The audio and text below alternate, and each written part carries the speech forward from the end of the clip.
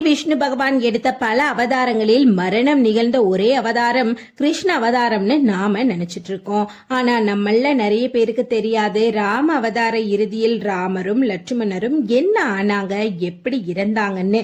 விஷ்ணு பகவான் கூடவே ஆதிசேஷனும் பிறந்து அவதார நோக்கம் முடிஞ்ச உடனேயே விஷ்ணுவுக்கு முன்னாடியே இருந்து வைகுண்ட வாசலில் காத்திருப்பாரு.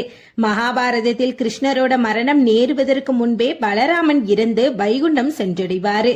ஆனா ராமாயணம் இந்த இதிகாசத்தோட முடிவு என்ன? ராவணனை வதம் செஞ்ச பிறகு ராமருக்கு பட்டாபிஷேகம் நடக்கும்.